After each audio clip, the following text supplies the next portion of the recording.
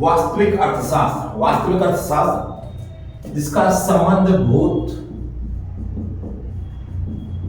वर्तमान और भविष्य से, जिसका संबंध भूत, वर्तमान और भविष्य से। ये कहता है क्या था, क्या है और क्या होगा, जिसका संबंध क्या था, क्या है, क्या होगा। इसके अंदर जो सेंटेंस बोले जाते हैं उसकी सत्यता की जांच नहीं की जा सकती है, सॉरी सत्यता की जांच की जा सकती है, सत्यता की जांच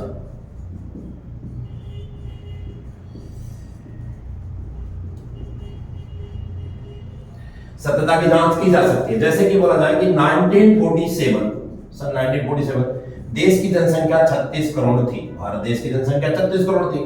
एक एग्जांपल है जैसे 1947 में देश की जनसंख्या 36 करोड़ थी। आज वर्तमान में 2021 लेते हैं, 2021 के हिसाब से भारत की जनसंख्या 140 करोड़ है। यदि हम इसी गति से बढ़ते रहे तो 2031 तक भारत की जनसंख्या अप्रोक्सीमेट 200 करोड़ हो जाएगी। तो कुछ ऐसे इसके अंदर सेंटेंस बोले जाते हैं जिसको हम क्रॉस वेरीफाई कर सकते हैं, यानी सत्यता की जांच की जा सकती है, कर सकते हैं कि वह सेंटेंस सही है या फिर गलत है।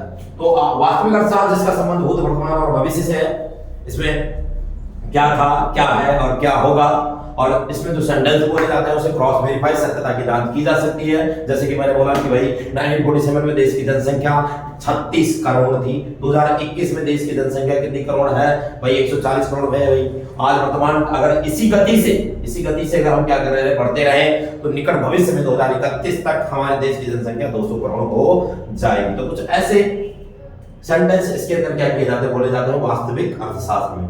अगला पॉइंट आता है अर्थव्यवस्था। अर्थव्यवस्था क्या है? अर्थव्यवस्था क्या है?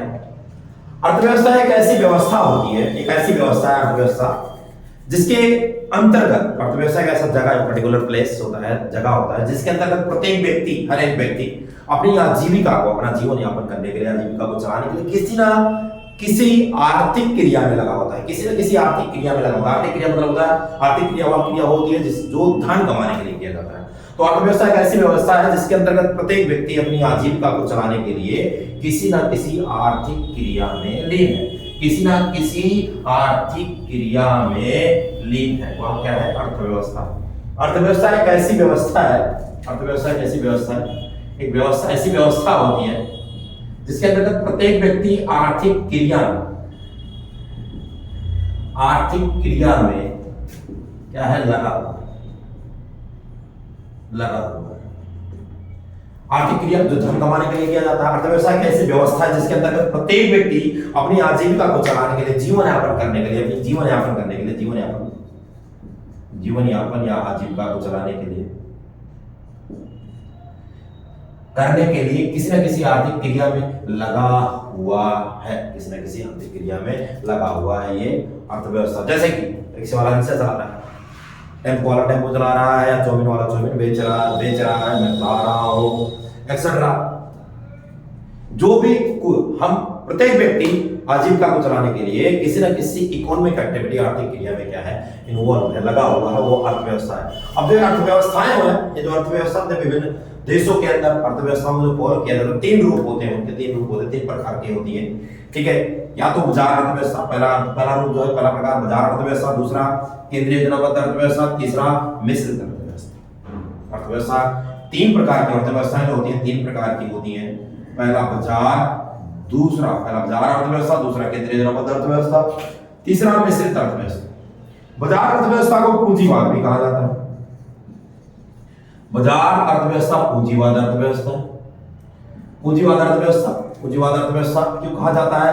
क्योंकि यहाँ पर सारे के सारे जो निर्णय लिए जाते हैं, वो बाजार शक्तियों के द्वारा लिए जाते हैं। किसके द्वारा लिया जाता है? बाजार शक्तियों के द्वारा। यहाँ पर सारे के सारे निर्णय बाजार शक्तियों के द्वारा लिए जाते हैं। बाजार शक्तियों का मतलब होता है बाजार सक्रिय का मतलब होता है बाजार मांग और बाजार पूर्ति, सरकार का कोई रोल नहीं होता इसके अंदर। ये बाजार अर्थव्यवस्था के अंदर सरकार का कोई रोल नहीं होता, सारे डिसीजन जो लेने हैं डिसीजन टेक करेगा, हर decision taken by the market, सारे निर्णय किसके द्वारा, बाजार सक्रिय के द्वारा ले जाएंगे, गवर्नमेंट इसके अंदर हस्तक्षेप नहीं होती है। इस अर्थव्यवस्था का ध्यान कहां पर है भैया, अधिक से अधिक क्या करेगा, लाभ कमाएगा।